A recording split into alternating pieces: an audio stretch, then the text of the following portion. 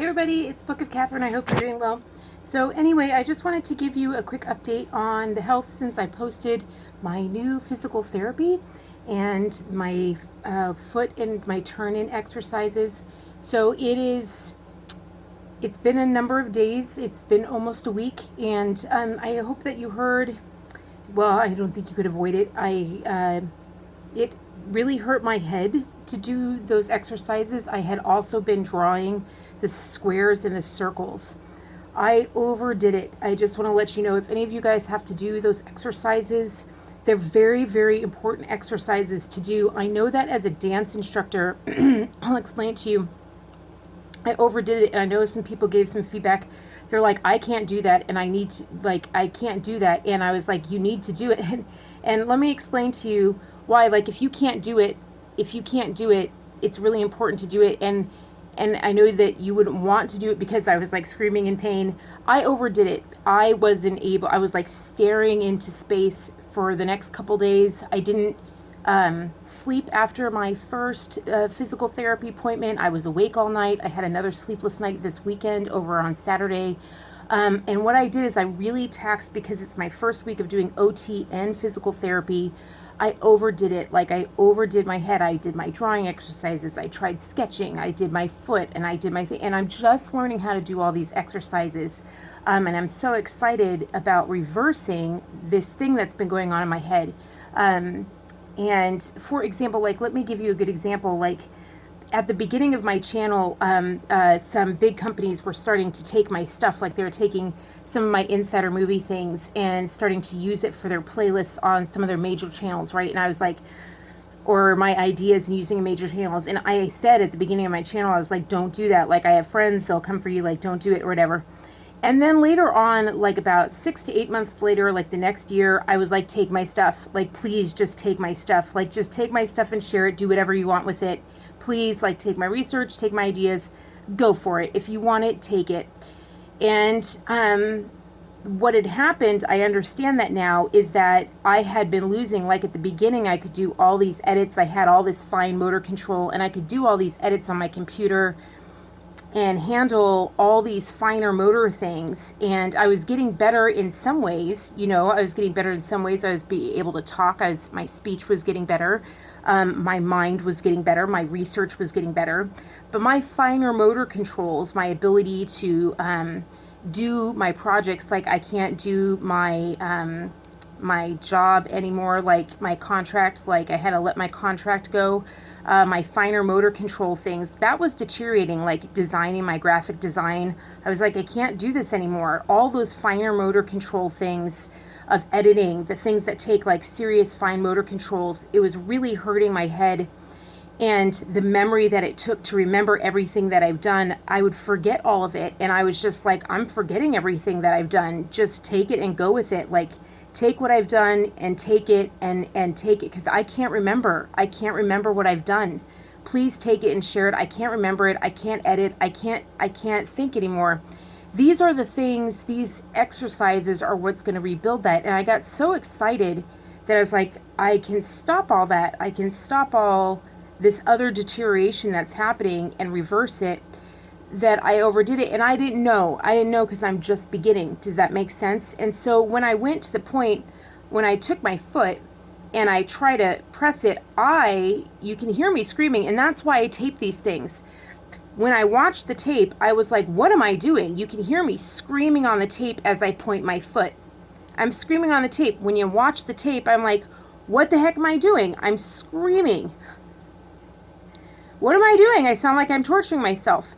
When I'm in the moment, what I'm doing is I'm watching my foot and I'm sending all this control to it. And I'm like, keep going until I see movement. And I want to keep going until I see movement. And I was just like, my job is to keep going until I see movement. And that was overdoing it. And it's just like when I first did in order to get all that control that you guys saw in dancing this year, it's just like when I first did the control of my tummy muscles. Remember when I said I couldn't actually control the first PT that I had this year? They said contract this one tummy muscle, and I couldn't actually contract it. I was like, I can't even feel it. What tummy? I can't contract it. I couldn't I was trying to send signals down there and nothing contracted. I kept sending signals, and nothing contracted. Well, I couldn't really see it, and it didn't really hurt or whatever, and I really couldn't get to it.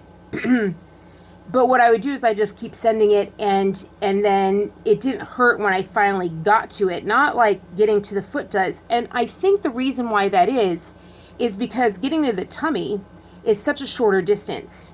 It's such a shorter distance. Not only that, but the tummy doesn't go through where my worst injuries are.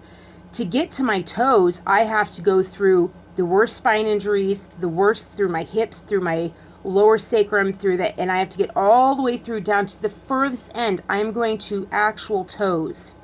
I'm getting to my toes. That's the furthest end of my body. So my brain has to not only get to the signals not only have to get to my toes, but it has to get through all of my injuries in my spine. That's a lot, and through my knee injuries.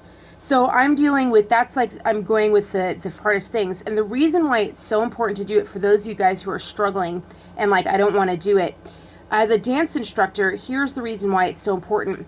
So here's a technique that I teach in dancing. When you spin, everyone thinks when all these women spin, women tend to take their shoulders up, and they tend to here's a free dance lesson, you can pay me later, right? So they take their shoulders up and they take them up into the heights, right?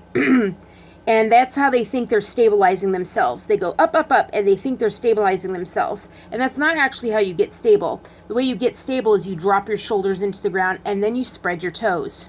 That's a really, really big, high level, very few people, only the champion dancers know that. That's the Mia Michaels level. If you guys are going into contemporary dance, that's the Mia Michaels level teaching right there. So you guys aren't going to know the super high level champion dancers. Those guys aren't on Dancing with the Stars. You guys don't know that, but the really high level champion dancers, they don't go on Dancing with the Stars. They're too busy traveling for international competitions. They're not even on there. They don't do Dancing with the Stars like that. You don't get the best of the best of the best on Dancing with the Stars. They don't have time to do it. They're way too booked. They've got every single weekend, every single day booked. They don't have time to go on Dancing with the Stars. So you don't ever get to see those guys. So their instruction, you spread the toes, and you have to take the toes, and that's how you get balanced. You put your shoulders down and you spread your toes, and when you spin and you spread your toes, suddenly that's how you spin, and you suddenly spin faster and you get more control. It's the exact same thing when you're walking and you spread your toes. You'll notice that you have a lot more stability and a lot more connection with the ground. And so it's very important. You wouldn't think about it, but your toes are very, very big to stability and function.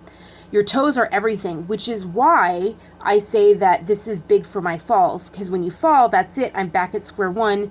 That's it. I can injure a shoulder. I can injure this. I can injure my knee. I can injure my hip again. I mean, there's so many things that come into a fall. Falls are so dangerous. That's why there used to be this commercial that said, "Oh, I've fallen and I can't get up." When you fall, you're screwed. You're screwed for life. There are so many things that come with a fall. It's just like a car accident. And every time I go to a doctor's appointment, it's always in their questionnaire, have you had any falls in the last 12 months? And I hate it because there was actually a time where I got to say no, and that's because I was bedridden. But now I've been getting up and trying to walk and going and trying to walk, and I'm now I'm answering yes again. Yes, I've fallen. And sometimes I'm up and I'll just be standing up and I just crash. Sometimes I'll just be standing in place and I just go wham, my head just goes boom. It just hits the floor, and I can tell and now I can prevent that. Now I know all these overload sensory systems. For example, I'll give you a good example. So it's really important now that I'm doing all these overload things and stuff like that, my family, my family that I've created for myself, they can tell with all the research I've been doing and all the PT I've been doing, and now that I'm doing OT, they're you need a break. I've been getting way over. And for the first time when they asked me a depression question, they were do you feel over? And for the first time I answered yes to one of the depression, just one of the questions, but I actually answered a yes on the depression questionnaire. Just one of the questions, but I had never answered yes on that before. And my friends were you need a vacation. I haven't been able to do a vacation at all. And they're you need a break. You need a break. You need to go on vacation. And when I did the Rochester trip, they're you can go now. You can actually try and do. So we're going to attempt to do some kind of vacation, also knowing my disability now. So we're planning around my disability. Like one of them, they were like, okay, let's take a break at this big city, like stop at this big city on the way. And I was like, no, no, no, no, no, no, no breaks at a big city. That will do this to my head. The change in sound, the change in level, the change in this. No, that will drain me completely and affect me for the next 3 days. We know all this now. Like we know that it'll do this to my spine when I bump and this to the injuries here. It's a combined thing, right? So the thing is that these curls in my toes, when they curl up like this, that's exactly what happens is my toes curl under. When they do that, try and walk with that. Try and walk with your toes curled under. And that's what's happening. If you can't do the exercises I gave you, if you can't do a point like that, you're already losing connection with your toes. And that's where it's going to the point where they're going to start curling under, where you lose more and more connection, they curl under. And what happens if you walk like that, eventually they'll walk and then you'll fall. The moment your toes curl under, your leg curls under, you just roll, your ankle rolls and you take a fall and you're headed towards that. You really want to keep connection with those toes and spread out those toes and be walking like that. It's super, super important. You have a turnout and you can spread your toes wide when you walk. It's so important. So I just wanted to let you know, like, I figured out that I really, really overdid it. I really overdid it when I screamed like that.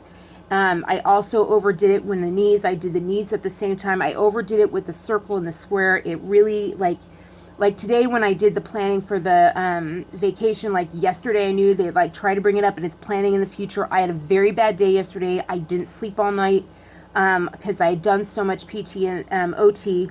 And my head, and they were like, here, we have like a plan. And I was like, no, like it's future planning. My head, I was like, it was already in such a bad place. I looked so bad. I looked like death. And I was like, no, I knew enough to know, no, I can't handle it. And then today at lunch, like they're like, can you handle it now? And I was like, yes, I can. And we brought it out. And even like just getting into it, like I got dizzy, like my vision kind of blurred on the right side. I got a little dizzy. And it's very interesting because by the end of it, like my whole right side of my body was just kind of flat. You know what I mean? I had to lay down and then rest, and I turned out all the lights, and then I was up and walking like I knew exactly what to do, and then I was up and moving again. And but then there are triggers at the same time for the injuries at the bottom. Like I know to, like, for example, we put on the heat and the wood fire, and that heats up my injuries at the bottom. And so we treat both. We're now treating the injuries at the lower spine. And then we're also treating the head, because the head also affects the lower spine. And so we're treating both sides now, whereas we were only treating the lower spine and the injuries before. So we're treating both now, and it's a really big deal. And I know I'm all over the place, and part of that's because my head's tired. But today I was able to do future planning, but it made me like dizzy a little bit like that. But I was able to handle it and talk about the future. And like looking at the charts and graphs, I was just like, oh, like I kind of got cross-eyed. And the thing is that I can do research with you on Twitter, but all of that is in the present, in the moment, researching right now, and it's just doing data right here and right now, and in the Twitter right here, and I'm teaching you. And that's a very different function than thinking towards the future and thinking dates and thinking. It's a different part of the brain, and it just wipes me out. And I was just wiped out, and I knew turn out all the lights, stick next to the fire, like just turn out everything, and just take all the sensory load down on the head. And now I can get everything and move around and get set up for like everyone coming and stuff like that. And it's just better. Like it's just better. Everything's managing better. And now I know when I do the exercises to point, my job now when I do the pointing again is to just send the message. Even if my toes don't point, my job is to just send the message a little bit until this starts to feel like it's been worked out, and then I stop. The point is to just send the message, get a little bit of a workout here, and then stop. Same thing when I do the drawing. Like for my OT, like this really, like drawing the square really hurt. It hurt right through here. It really hurt to just draw the square. So I've been sketching instead and trying to learn how to control a pencil and just kind of sketching, which even talking about it kind of like makes my head woozy.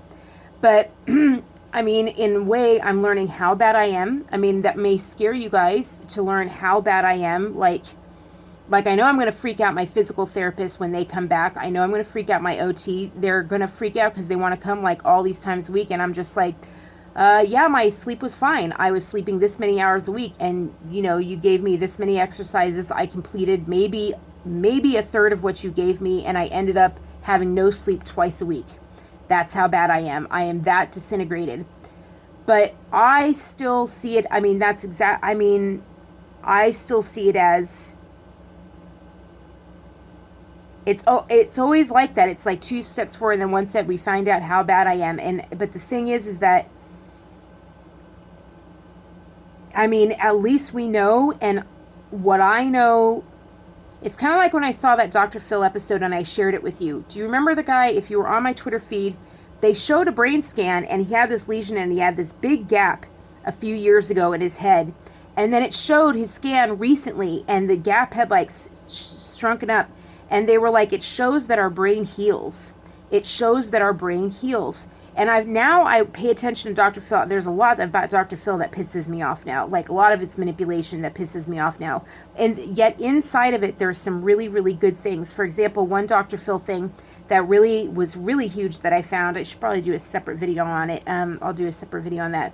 But I've been noticing in the Dr. Phil, when he does things on concussions on the brain, one thing they're definitely, when he has the PNP Center on, we've been hearing for years now on his show, research about PTSD and concussions and brain injuries. For years now, they've been saying, we learned that the brain heals just like muscles heal. The nerves will regrow.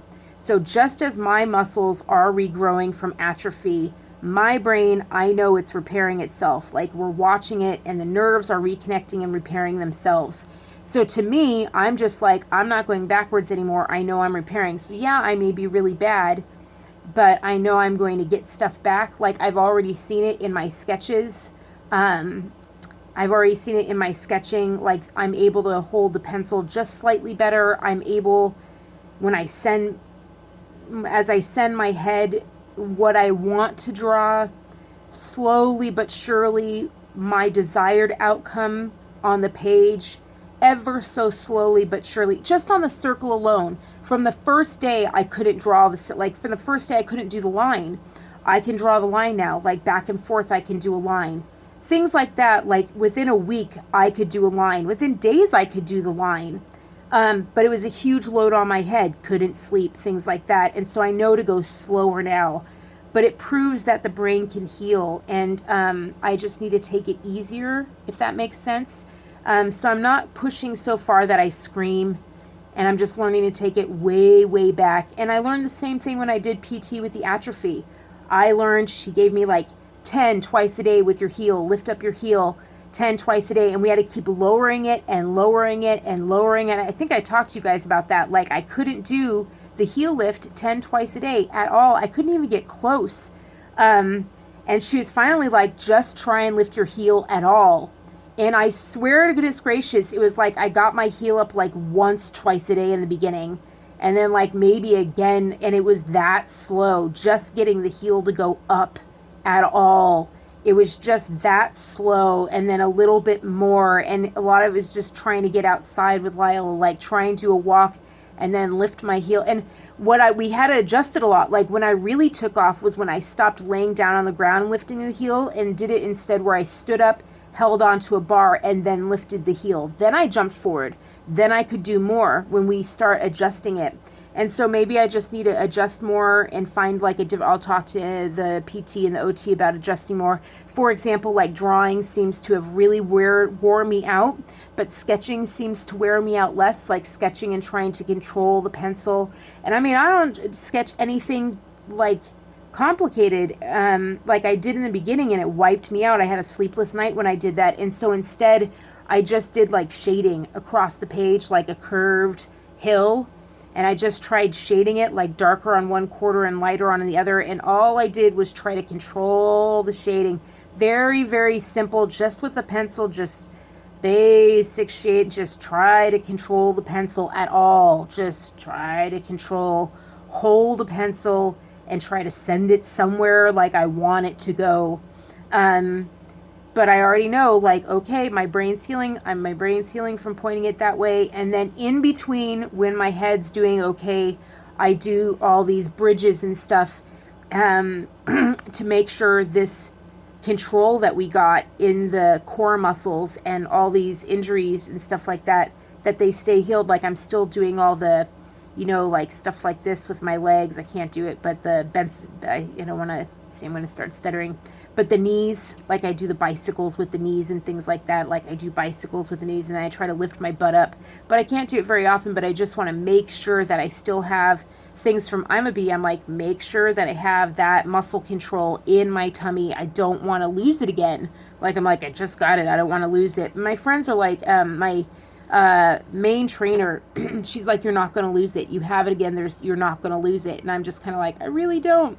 So I'm always kind of like sucking in my tummy and making sure. But if I'm having a bad day, it's hard to suck in. Like, if I'm having a bad day, I'm like, oh, for example, like I couldn't suck in for like 3 weeks. I couldn't actually suck in my tummy muscles. I was really trying to suck in my tummy muscles. And I was like, I can't contract my tummy muscles. I cannot I can't do the exercises of sucking in my tummy muscles. And then I got the lower lumbar, like the right lumbar. And I was like, I can contract my tummy muscles again. Like I've got it back. And I was like, oh boy, like I really need those procedures to be able to suck in my tummy muscles. Like I couldn't do it. And I know I'm going to have to get the left side too, because I'm like, oh, I can contract my right side more than I can contract my left side. And so it's just a combination. It makes sense. I mean, I got really whacked, let's be honest. Like, I just got really whacked and I just gained all that weight. Like, I really looking back, I'm like, wow, I wonder how much of this deterioration would have happened if I hadn't gained all that weight. I mean, I got up to 300 pounds and I'm just like, how much did that contribute to the atrophy? Like, how much did that contribute to my atrophy? Like, I really, really wonder. And I'm just looking back and I'm like, wow, no. I really wonder right when it got super bad, it was at that crossover, the weight really did that crossover of the hormones of just inflaming me and the super bad pain. And I didn't know. I went to the OBGYN. I went to all these doctors when I crossed over that, that weight point at the 235 or whatever. I said, and the doctor saw it on my chart that I had just crossed over, but I guess the doctors didn't know the research, and a friend asked a really good question. They said, you went to you had some friends that became doctors in school, right? Like you had friends in high school. And I said, yeah. And they said, your friends in high school, they became doctors, right? And I said, yeah. And they were like, do you think they could have figured you out? And I was like, there you go. I had some amazing friends in high school. And I was just like, no, they're just normal people. You know what I mean? And if people if we got major companies like BASF trying to hide this stuff.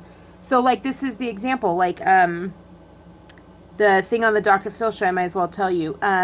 So I just found it, like the Dr. Phil show. I can't believe I just found it was July 28th or whatever. I just found the video and I got so mad on Twitter. It was this last Saturday when I didn't sleep or whatever. It turns out that the NFL, do you want to know how they test for concussions now? Do you want to know how the NFL tests for concussions when a player has a like when a player gets hit on the field? This is how they test. They don't go and look in the light in the eye anymore. This is how the NFL tests for a concussion.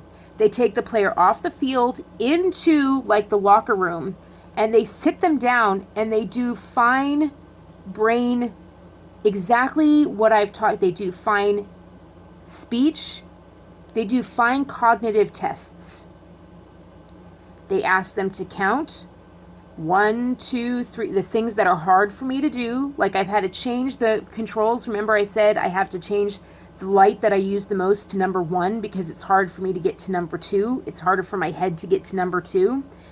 They ask them questions of like, oh, do you remember last week this? Things they said you should be able to remember right off the bat. They ask short-term memory questions. They do all these memory skill tests. And I'm like, you mean all the things that I wouldn't be able to pass? They said these super fine memory skills. That's how they test for a concussion. They said super fine cognitive functions. Things like standing on 1 foot. All my neurologists have me stand on 2 feet. I've seen them all. And they say stand up and stand on 2 feet. And I remember like I'm kind of wobbly on 2 feet. Like I remember my very first neurologist, I said, look, I'm a dancer. I have always been solid on my 2 feet. And I went there and I said, look at me. Like, look at me. As before I was on any of my meds, right? The ones that help with my CNS or whatever, that's central nervous system. And I was like, look at me. I'm like, I'm wavering. I was like, this is so weird. But 1 foot, I would have fallen over. 1 foot, and even today I could not stand. Don't ask me to stand on 1 foot. And literally, as this guy on this Dr. Phil thing, he's outlining like every little test of the things that I just told you I figured out I can't do. The very fine things. He says we even do a baseline of memory things before the players get on the field. And he said, in fact, we do this baseline memory of cognitive skills all the way down through high school and into younger players. We do a baseline memory test of like, we give you cars, and then we ask you to rearrange them in the order that we gave them to you. We give you short-term skill tests. We ask you like what date, like you don't ask me what day it is. Like I couldn't tell you okay, I know what day it is but it took me a while to remember because we have people come on this day all the time. But I have to ask my husband what day it is all the time. Like I can't remember. I'm so I say, everyone in the waiting room with me is like 80 years old. So I'm super smart in some things. I can research the house.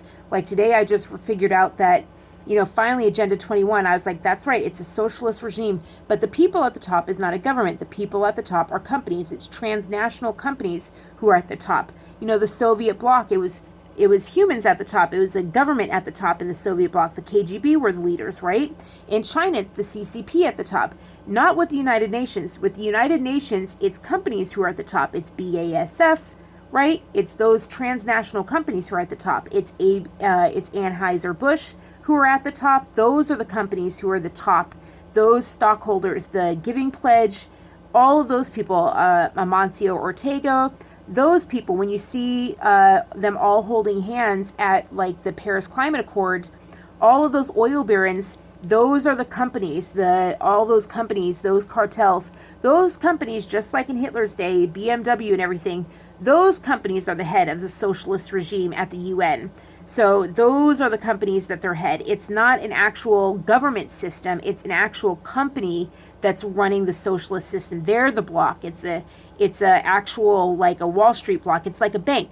It's like a banking block that's running the actual thing. So everything, their PC culture, when they do PC just like the Soviet bloc did political correctness, just like China does political correctness and controls everyone and does manufactured consent in all their societies. The United Nations does manufactured consent that makes the companies profit. And so when they do manufactured consent, they do things like addiction to get manufactured consent to make them profit. They do manufactured consent for, like BASF is one of the guys at the top, right, that controls it. So BASF does pharmaceuticals. So they do manufactured consent for addiction. And the way they do that is they push this thing. They have memes all over and they have signage all over. They even have t-shirts all over that say addiction is a disease, not a choice. That's exact opposite of the truth. Anyone who's recovered from addiction, I'm a recovering addict. I'm a recovering addict from 2 other things. I can tell you addiction is a choice. It's absolutely choice because that's the only way you recover is like choosing. And that's very, very difficult. That's the thing. The whole thing of recovery is mastering the power of your choice, right? And they've used PC and managed language and churned language to be profitable by saying nope. And so you've seen opioid deaths spike and you've seen BASF stock just skyrocket. And I posted today BAF stock and it skyrocketed from, literally it was flatlining because they were Nuremberg war criminals. It was completely flat before 1990. And then after Agenda 21, it just went, and then right during Obama's era is when it really took off because that's when he passed everything Agenda 21. The government really grew and that's when their profits got their stock got the biggest. Now see, I can do that. That I can do. Don't ask me what day it is. Don't ask me what day tomorrow is and don't ask me to plan a vacation. I'm going to get a headache. So anyway, so that's kind of progress in my update, but I'm moving towards that. Like these activities and these exercises and OT, I just need to move very slow, just like I did with PT last year when I couldn't lift my leg. But a year later, I was able to dance on my own and do like Despacito, albeit like not what I wanted to do, but I was able to walk. I was able to walk on my own. We tagged it for a mile. I was able to walk a mile on my own. A year later, after not being able to lift my heel up. Like Jordan Peterson said, just every day do something to better your life. So I may have to move slow. I may have to move at this micro speed and not like I want to do, not push it until I actually see movement, just push it until I feel something in my head, but it's getting better. And please do it. You need to get your toes. You need to have some functionality in your toes so that you don't ever curl up and fall. Because you can even hit your head and die. That's how people die all the time, is their toes curl a little bit and you just roll. You just roll and you hit the ground. And we're prepared for it. We have grab bars all over the house now. Thank you very much for donating. We've been able to put grab bars through the house. And so, I just have something to grab everywhere I go. So when I go down, I have pillows. I've got all these things prepared. Yeah, you're not living that life. You're not living a life that's prepared for your fall. It'll come out of nowhere, right? It'll come out of nowhere. Easy to hit your head and die. Like, just don't do that. So practice just pointing. Just practice, and don't do it to the point I did it where it actually hurts. Like, I did it too much. I'm just starting out on this. I'm just learning how to do it. And there are adjustments. Put a big pillow between your knees and squeeze. Put a bigger pillow between your knees and squeeze to get those things in. I'm laughing now because I'm watching these videos where here I am on these videos and I'm dancing and I'm like, woohoo, look at me dance. But my knees are like super far apart. You know what I mean? I'm like, I can't believe my core is that developed, but there's these muscles in the back where my worst injuries are, the SI, where it's so bad. Those muscles are so bad. Those are injured. It's where my worst injuries in that back, that got hit the most. Like when I did the rolling, I really slammed that pelvic, got really slammed. And then the next accident, I got slammed from the side. That pelvic got the worst in 2 accidents. And so those muscles are just so bad. So I've kind of developed all these muscles around it, and now I'm going after my worst injured site, and I can see it on all my dance videos. I've got my legs super far apart, and I even do it like when I walk with my husband. I can see it now.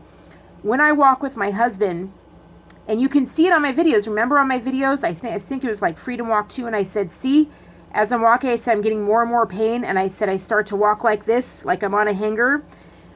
In order to keep talking with him, if I want to keep talking with him, I have to start walking wider and wider. I have to take like pressure off the back of my lower spine. That's because these muscles in the back there are so atrophied, and now I have to start building them. And so this is the beginning of that. So I can't believe I talked for 32 minutes.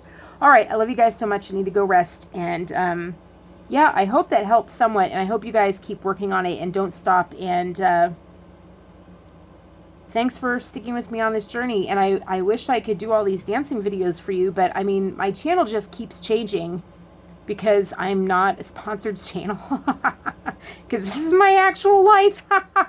I look forward to doing more dance. Oh, I have dance. You know what? I actually have some dancing videos I haven't posted yet. Like my electric slide video, and also like one video with Little Naz, I think. So I have to post those. So I do have some dancing videos coming for you.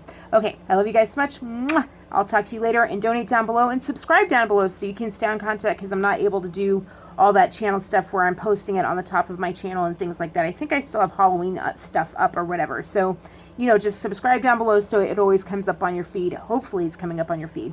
All right, and Twitter at Book of Katherine, I'm still posting like new research every day, because that's my best area. I'm still really good at that, people. I still do good at that. That is my strongest strength. But that's the thing, is last week you guys saw it, like I was gone for a number of days. When you see me gone now, it's because my brain is healing.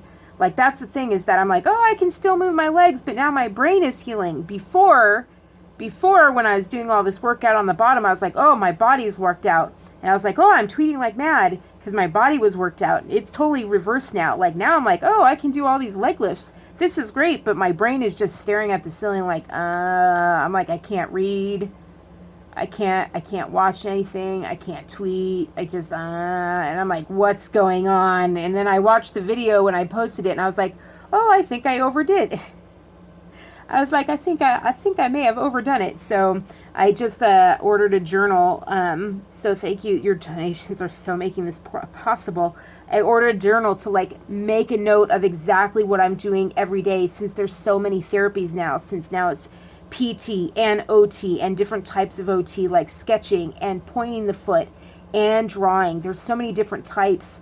And now that I'm having sleepless nights, I want to keep very clear track of what I'm doing so that I get a really clear balance, so that I don't overdo, like I don't fry my head. You know what I mean? I want to get better. I don't want to take steps backwards. You know what I mean? So, and keep my body strong. And yeah, I'm kind of excited. So I don't know, you guys, this is such good news, because I can feel it.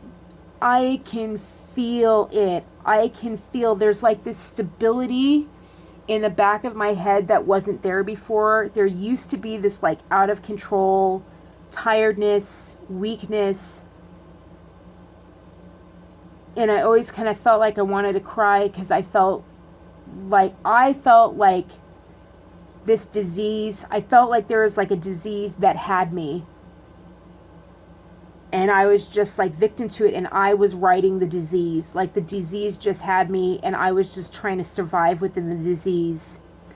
And now I feel like I'm managing the disease. Like after the PT guy came, like I was just, as I was talking to him, I literally, as the pain came, as little seizures came or little episodes came, I adjusted, I walked him through it, I talked him through it, I put up things, I took bolsters, I told him exactly what was happening, I adjusted it as he left, like before he was even out the door, I was like, turn the lights off, I managed everything, so I'm really preventing so many episodes now. I'm really managing everything and just keeping the pain down. Like I'm keeping the pain down more. Like I'm just able to manage the pain, because the chronic pain is bad. And even that, like yesterday, my husband touched me. Like I was in a really bad place. He came home and I was really bad yesterday. I was scared yesterday, and that's how I knew that I'd overdone it. Like I was scared. I got really bad yesterday. It was really bad. Really, really, really, really bad. And he touched me right on my back, and I about screamed bloody, but I wanted to die. Like I wanted to die. And that led to me thinking, okay, sometimes he can touch me, sometimes he can't. So what is it?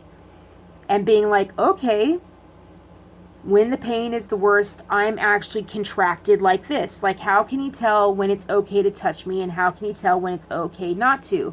And I realized, okay, when I'm crumpled up like this, when I'm completely contracted, is when my whole body's like a live wire. And if you touch one part, it just snaps through the whole body, and I feel it down through my spine. Oh my God, through my spine. And I want to scream. It's as if you zapped me with an electrical cord, and I just scream if you touch me one place, and it especially goes down through my worst areas, into my pelvic and into my right hip, my spine. Oh my God, like the worst injuries. I just die. And and I can tell you which are the worst areas: my lower back and that lower spine area, and then the second worst are my legs, and then the third worst are my arms, and then my best is my chest, and then my this area. And then, my fourth worst is my head and my face and my lips and my eyes. Like I can outline all of that for you. And it's just I can verbalize all of that now. Like I can verbalize all that chronic pain now. And now I can tell him, oh, there are visual cues. So when I'm laying out, because like earlier this weekend, like on Friday, I was able to lay out and he was able to come next to me, and we were able to hold each other and everything like that. And I was like, so why could he hold me then and then not touch me this time? I was like, what was the difference? And I was like, well, that time I was laid and stretched out. My whole body was laid and stretched out. And I was like, well, that's a visual cue he can go by. When I'm laid and stretched out and able, and I watched this morning as like, I hadn't taken my medicine yet. I hadn't taken my round. And as I took my rounds, I was like this. And as I took my rounds, like slowly things let go. I think I have one of my meds is like an anti-seizure med. And so like things slowly started to let go and relax. And I noticed, I was like, oh, yeah, it's actually true that pain is going down. The live wire pain is actually decreasing. Like if you touch my skin, that live wire is actually going down a little bit. And I was like, okay, so when I'm stretched out and relaxed, that's a better time. Like I'm not as bad. And so I'm like, okay, I need to start watching for these cues. I was not able to do that before. I was way too lit and I wasn't able to manage the pain enough to be able to be that clear-headed and thinking and making. So every day, and making those discernments. So every day is a learning stage. Like every single day, I'm able to make a better decision and figure things out more. So literally every day is a step forward. And yeah, there are steps back when I overdo it, but I have to learn those things. Like, I have to learn where the boundaries are as I move forward. But everything's so much better, you guys. It's just so much better. Everything's just so much better. But I gotta be honest, really was pissed off to watch that Dr. Phil thing and be like, you guys knew this? You guys knew this about concussions. You're testing them in NFL locker rooms. You guys are protecting your NFL $1 million players. You guys know this is the fine motor control. I've never had a test like that. No one's ever tested me for fine motor controls. No one's ever done memory tests like that with me. No one's ever been like, here, do memory cards and reverse that. No one's ever done that with me. I've had the same question over and over from neurologists. How's your memory? And I'm like, not great. That's it. That's the extent. Total. And then, you know what you hear most often? They say, oh, well, that could be the meds. I really wish they had done some, and so you're left thinking like, well, then I just need to get off the meds. And then they tell you, no, I think you really need the meds. And then, you know, if they'd done any of these fine, you know, they never say, like, no one ever brings up the concussion, ever. No one brings up the concussion. You know, you were out for a ton of minutes. And then, by the way, the NFL players are all doing tests for concussions. And if they'd done any of these fine, they don't say, like, do you remember, you know, what day it was 2 days ago? I can't answer that question. They don't ask me those fine things. Like, how's your memory is so general. And I'm sorry, but that's not meds. Meds don't do that. Like, I know what they mean by meds. Meds kind of, like, make your brain fuzzy or whatever. You know, no, this is very different. Like, this is, like, I know now, this is almost like amnesia. This is, hello? Okay. I'm so tired. That's what I said. I shouldn't have done anything because now I'm going to be worn out for actually doing what I need to be doing today. So, anyway, thank you guys so much. Anyway, I know now it's 42 minutes. My brain is clearly tired. I watched my last one. You can tell that I had just started OT and PT. I had just done it. Like, I had just done the OT and PT because I literally said goodbye. Like, every 2 minutes I say goodbye. And I'm like, wow. Like, it was, I do that a lot at the end. Like, I do that a lot. But that's probably my worst tape ever. Probably my worst tape ever is that I literally start at the very beginning. Every 2 minutes I said goodbye to you guys. And I was like, wow, you can really see it. You can really see it. I restart every 2 minutes. And I was like, I had just started the OT. I had just started, like, trying to draw circles and squares. And you can see it. You can see it in my head. I just cannot think. I cannot think clearly. I just keep going in a loop, you know? So, just, my head's tired. Anyway, I love you guys so much. I'll talk to you later. Bye.